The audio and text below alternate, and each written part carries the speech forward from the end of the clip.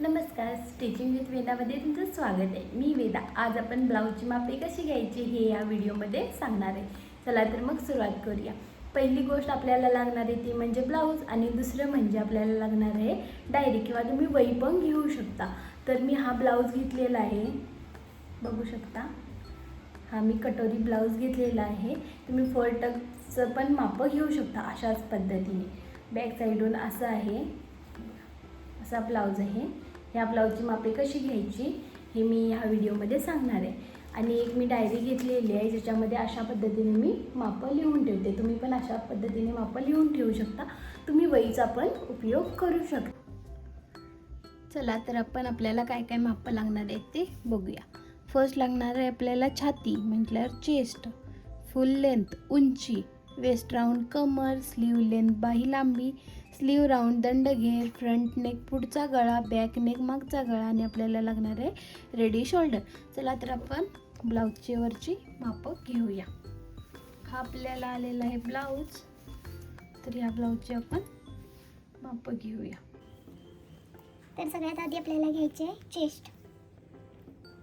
हे बघा अशा पद्धतीने चेस्टचं माप घ्यायचं आहे आणि आपल्याला थोडं खेचून घ्यायचं आहे.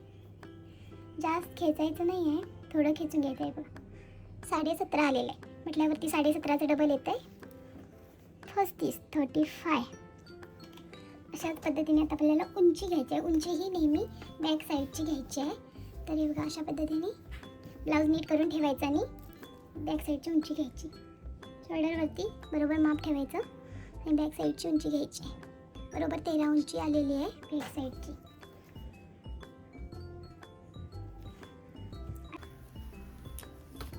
आता आपण कमर रुंदी बघूया. ही बघा, ही बटन काढलेलं आहे मी. आता ही आपल्याला बटन पट्टी सोडायची आहे आणि इकडून आपल्याला आता माप घ्यायला स्टार्ट करायचं आहे वेस्ट राऊंडचं. अशा पद्धतीने वेस्ट राऊंडचं माप घ्यायचं आहे.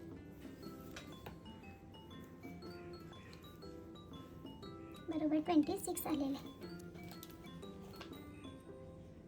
इकडे मी लिहिलेलं आहे माप 26.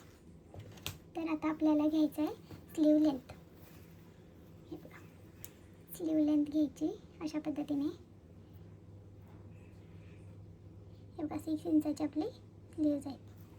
तर आपण स्लीव 6 केलेलं आहे.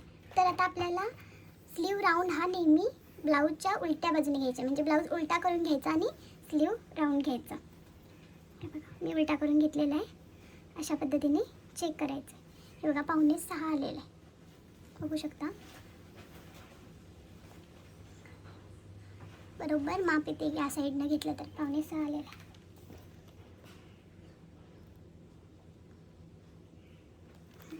किंवा तुम्ही अशा पद्धतीने पण लिहू शकता 5.5, 5.75 अशा पद्धतीने पण लिहू शकता. तर आता आपल्याला घ्यायचं आहे फ्रंट नेक. तर फ्रंट नेक आपल्याला घ्यायची नवीन ट्रिक मी तुम्हाला सांगणार आहे. हे बघा अशा पद्धतीने टेप ठेवायचा शोल्डरवरती आणि खाली असं फक्त घ्यायचं. बघा करेक्ट शोल्डरवरती ठेवलेलं आणि आपली जी स्केल असते ना त्या स्केलने ना इकडे स्ट्रेट असं ठेवायचं. हे बघा बघू शकता मी स्ट्रेट ठेवलेली आहे. तर आपली फ्रंट नेक आलेला आहे 6 इंच.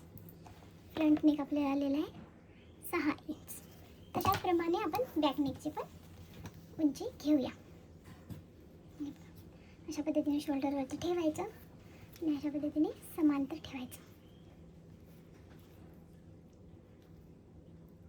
हे बघा बरोबर 8 आलेलं आहे आपलं. तर बॅक नेक पण 8 आले. तर आता आपल्याला इम्पॉर्टंट मेजरमेंट राहिले ते रेडी शोल्डरचं. हे बघा अशा पद्धतीने रेडी शोल्डर पण आपण घ्यायचं आहे 2.25 इंच. किंवा अशा पद्धतीने पण लिहू शकता 2.25. ही आपली सर्व मेजरमेंट घेऊन चाललेली आहे. लेंथ ही आपल्याला कधी पण बॅक साईडनंच घ्यायची आहे. फ्रंट साईडनं लेंथ कधीच घ्यायची नाही. बघू शकता लेंथ ही आपली फ्रंट साईडने खूप जास्त असते. हे बघा फ्रंट साईडची उंची जास्त असते, त्याच्यामुळे कधी पण उंची घेताना बॅक साईडनंच उंची घ्यायची. बघा हे बघा अशा पद्धतीने बॅक साईडनंच उंची घ्यायची. अशा नवीन नवीन टिप्ससाठी स्टिचिंग विथ वेदाला सबस्क्राईब करा आणि लाईक करायला विसरू नका. थँक्यू.